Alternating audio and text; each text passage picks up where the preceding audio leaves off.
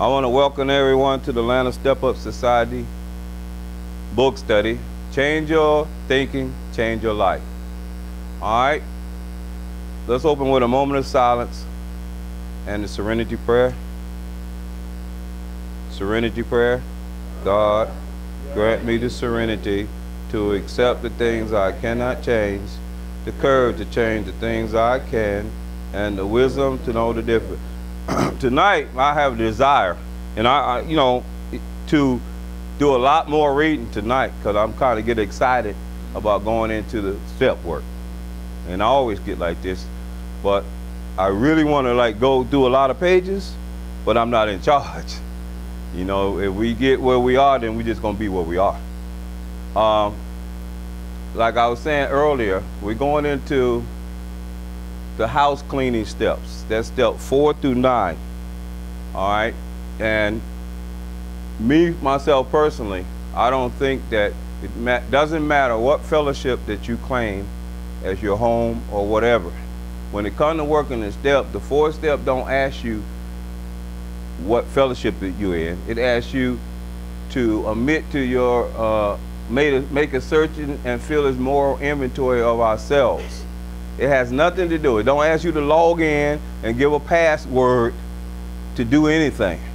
So we're going to do our 4 steps the same as Bill and Bob did.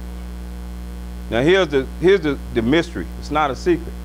If you're learning to do your step work the way the founders did the step work, you're going to stay clean. If you're doing it the way the first 100 men and women who wrote the book did it, you're going to stay clean. They stayed clean. Rarely have we seen a person fail who has thoroughly followed our path. That makes sense? This is a real simple program. It's not nothing complicated. Some members of the Step Up Society have already begun or started their work, and nobody came back and said it's too hard. There might be some unwillingness, but it's not too hard. You'll be the first person in the history of STEP saying it's too hard, because it's really broken down real simple. Am I right or wrong? All right. Tonight I'm going to go right into the book. We're still in the chapter, We Agnostics. To me, it's one of my favorite chapters. And the reason being, because I remember when I did not understand what they were talking about, to what I was halfway understand what they're talking about. Now I'm about 3/4 of the way with an understanding of what they're talking about, and I'm not all fully grown up yet. That makes sense? So this is a process. It's a process. Spirituality comes to some people quickly, some people slowly, right? Spiritual experience versus spiritual awakenings. Me, I get the spiritual awakening. I have to study. I have to invest. I have to do all the work. I have to spend money on books. I have to go to retreats. I have to go to seminar to get it. That makes sense? I just didn't wake up, bam, and I was slapped and I had it. I invested in it. All right? So we're going to start on page 51. Last week, I'm just going to read something. We're going to start where it says, this world of ours. It says, I just want to read something, and then we'll start. When many hundreds of people were able to say that the consciousness of the presence of God is today the most important fact of their lives, they present a powerful reason why one should have faith. So what they're saying is that we went from alcoholics and addicts, self-seeking, egotistical type people into this new life that we have where God, the consciousness of God, is the most important thing now. That makes sense? That's a long distance. A long distance. I used to, you know, I'm in the Buckhead Rotary Club. All right, and it's Rotarians are people kind of like our fellowship. They do service work, but they're business people who do service work in their communities. And they're global. They're all over the world. And I'm in the Buckhead one. And I have a little joke up there, because, you know, they are, you know, like Leonard Mall, Philp Plaza type people, you know. So I'm in there, and they'll say, I used to tell them, from crackhead to buckhead. You know, from crackhead to buckhead. So that's a long distance, y'all. But it's not impossible, because I did it. From a homeless man to in the Buckhead Club. That's a long way. But it's not impossible. All right. Page 51. I'm going to have to go back. I got some new kind of mics. I'm going to adjust the mic so I can have me a reader. That makes sense? This world of ours, y'all see that? Yeah. This world of ours has made more material progress in the last century than in all the millenniums which went before. Almost everyone knows the reason. Students of ancient history tell us that the intellect of men in those days was equal to the best of today. Yet in ancient times, material progress was painfully slow. The spirit of modern scientific inquiry, research, and invention was almost unknown.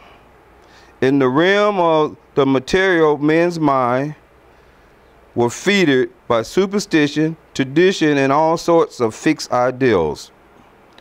Some of the contemporaries of Columbus thought a round earth preposterous. Others came near putting Galileo to death for his astronomical hearsay. The reason I'm going back over a couple paragraphs because it was cut out of the last tape. That makes sense? I watched the last tape and this part wasn't on it. All right, and then we're going to flip over to where we really need to be. But it's some things that we got to understand. All right, in the material progress, and the millenniums mean 1,000 years at a time. All right. They say students of ancient history tell us that the intellect of men in those days was equal to the best of today. So our minds, the brain, back in history, and the brains of the people today, and as far as intellect, was equal. That makes sense? They were not slower or dumber than we are because they didn't have computers. They didn't have TVs. That makes sense? They didn't have cars. But the intelligence was the same. All right? It said, yet in ancient times, material progress was painfully slow. Their ability to create these type of things, these TVs and flying in airplanes and trains and computers, they say it was painfully slow. And it says that the spirit of modern scientific inquiry, research, and invention was almost unknown. They didn't have that type of mindset. That's what they're saying. That's all they're saying. Like, change your thinking, change your life. They didn't have that kind of thinking going on. That was all. The way they was thinking, getting on ships and going and discovering America and traveling up and down the ocean and stuff like that, that was fine for them. That makes sense. They weren't thinking about computers. If someone would have imagined computers then, they probably could have made it. All right. It says that in the realm of the material, men's minds were fettered, that means limited by superstition, tradition, and all sorts of fixed ideals. I'm just going to talk about all sorts of fixed ideals. It says some of the contemporaries of Columbus thought a round earth preposterous. They didn't even believe that the earth was round. They thought it was flat. And they had the superstition that if you walk to the edge of the earth, you're going to fall off. But they were all wrong. That makes sense? Everybody who thought like that was wrong. All right. It says that some of the, they said that others came putting Galileo to death for his astronomical heresies. So what they're saying is that even though these people had the intellect, they were slow because of their superstitions and their belief systems. If we compare that with us, because we're going to have to compare it pretty soon, and we come into the fellowship, right, and people be telling you, if you work the steps, if you do this, your life will change. But we have these, like the ancients have, these old fixed ideals that I don't have to do that. I just run and do this. And usually, since your ideals haven't grown that much, you're doing the same things you did to get in here. You have to change your thinking. It's kind of like, in order to be successful, you have to have, I call it states or conditions.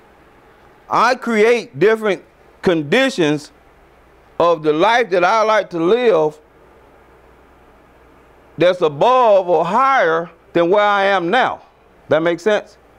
I know where I'm going to be in this book study 2 years from now. And I live from that position. My mind is here, my body is here, but my imagination is there. I live in that imagination. I was talking to a friend today, he was getting a job, he wanted a job. I told him, he wants to be a security guard. He have a history of being a security guard for 16 years. He said, I'm looking for a job. I said, well, put your security uniform on. Walk around in the uniform. See yourself as a security worker or officer, and that's what you will become. That makes sense? So it says, go over to the next page. I'm just setting the mindset because we're going to take off.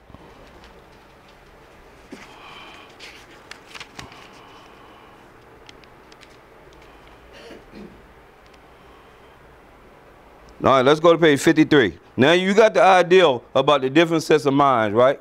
Because we went over this last week, right? So I want to start right here on page 53 where it says, when we become alcoholics. When we became alcoholics. Y'all see that? Yeah. All right, let's go. When we became alcoholics, crushed by a self-imposed crisis, we could not postpone or evade. We had to fiercely face the proposition that God is everything or else he is nothing. Am I in the right place? Yeah. Mm-hmm. God either is or he isn't. What was our choice to be? Now that's a real position. When you work in the 12 steps and you get in recovery and your life starting to change, you will stop at this point and you have to make a decision. Am I going to follow the God thing and continue to do the steps and live a spiritual life, or I'm going to go back to nothinghood? That makes sense? Yeah. That's a real position. It's not fake. It's very, very real. Each in your own turn will step in that circle where you have to make the decision. Trust me on that one. So it says that when we became alcoholics, crushed by a self-imposed crisis, when we did so much alcohol and so much drugs that we hit rock bottom. That's what they're saying. We could not postpone or evade. We had to fiercely face the proposition that either God is everything or else he's nothing. You're going to have to make a decision. Is God going to be everything to me, or I don't want nothing to do with God? Which, if you don't want nothing to do with God, it's okay. If you do want some God, it's okay. You will be blessed in any way you go. If you get God, you get blessed. If you go back to using, you're going to get blessed. Might not be the blessing you want, but you will get blessed. Or I change it to promises. You get promises for serving God, and you get promises for using. Either way you go, you're not going to be without promises. How's that? You're going to have some promises. God either is or he isn't. Here's the question. What was our choice to be? It's up to you. Arrived at this point, there they go again, we were squarely confronted with the question of faith. We couldn't duck the issue. Some of us already walked over the bridge of reason toward the desired shore of faith. The outlines and the promises of the new land had brought luster to tired eyes and fresh courage to flagging spirits. It's hard for me to read in here with all these notes. I had to go between the notes. Friendly hands had stretched out in welcome. We were grateful that reason had brought us so far, but somehow we couldn't quite step ashore. Perhaps we had been leaning too heavily on reason that last mile, and we did not like to lose our support. This is deep. All right, right at this point, you're at this point now where God going to be everything, or you're not going to have this God at all. All right. We were squarely confronted with the question of faith. Let's talk about faith for a few minutes. I'm going to read it in the dictionary.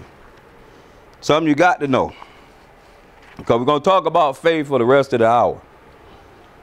Here's in the dictionary. I can read this, no notes here. Faith. Faith is a firm belief in something for which there is no, remember that, no logical, material, or absolute proof. Faith is the belief of trust and loyalty to God or any set of beliefs or principles. Belief in the truth, value, or trustworthiness of an ideal, principle, person, or thing. It's a reliance, alliance, or hope. So it's a belief in something with no logical, material, or absolute proof. All right. In the scriptures, it says, faith is the substance of things hoped for and the evidence of things not seen. We got to stick with the evidence of things not seen. We're talking about the eyeballs. What you see, all right, with your eyeball, with your senses, what you can touch, what you can feel. If you have faith in something, the thing that you have faith in, you can't see it. You have to believe that it exists. That makes sense? When I was telling him to put his uniform on, believe that you got a job, walk in that belief, that's faith. And they say walk in faith daily. That means if I have this ideal or I have this belief that I have the job, tomorrow when I get up and I leave the house, I can't let my own mind tell me, you ain't gonna get that job today. They ain't gonna hire you. You don't have your driving license. I'm losing my faith. Faith is you walk and you leave the next day and you continually believe that you have the job and don't turn that belief loose. See yourself there. Cast your check. You know, eat lunch with your peers. I don't care what you do. Stay there. Things you can't see. That's faith. That whispering in your ear, that's your roommate. You know what I'm trying to say? That's the roommate talking in your head. That's not faith. All right. And this, I'm just saying this because it's very important. All right. We couldn't duck the issue. Some of us had already walked over the bridge of reason. Now we got to learn what reason is. Reasoning, when they say reason, they're talking about our intellect, how we think, everything we can touch, feel, taste, smell, all the material world, you know, how far, your education. When you look up the word reason in the dictionary, it's kind of broad. It's broad. It's logical. If I got a motive, then I got to have some kind of a reason, you know, to make a decision. It's logical for me to say it's 35, 40 people in here. If I have faith, I'll say we fill this whole room. That makes sense? Yeah. So reason is logic, intellect, education, what you can come up in your own mind, your own will, your own self. That makes sense? Now, most of us live like that and only like that, with our own human power. That makes sense? What I can come up with myself, how much money I can make on this job, how much hustling I can do here. We didn't go into a life of faith. So faith going to be new to you. You're going to have to practice that. We've been living on self-reliance. That make any sense? You know, but a lot of people today I see, because I know what faith is, whether they know it or not, they live off faith. When you see like Beyonce and Michael Jackson, I'm just using them as an example, Jay-Z and all them, they have to live in faith. They have to live in faith. To have a dream from a little girl and do it over and over and over and over and see yourself as in a stage performing in front of millions all across the world, that's faith. That's faith, because she did it. She had to see it and had some people around her that had faith and stuck in there with her. That makes sense? Yeah. When I still watch the Jackson Family, you know, that television program that's like 8 hours long. I still watch that, and I can honestly tell you, Joe Jackson had it. Yeah. Joe had it. They didn't have it. Joe had it. He believed. He said, I'm going to get y'all to California. I'm going to take you, you know, he was talking to his wife. It was Joe's faith. All right? I want to say that because we're going to have to understand that before we can go any further. That makes sense? Because that's what we're going to talk about. Might as well get an understanding now. All right? So it said that the outlines and the promise of the new land have brought luster to tired eyes and fresh courage to flagging spirits. That when they talking about the eyes, they're talking about a light. That luster is a light from within. You're lit up from the inside.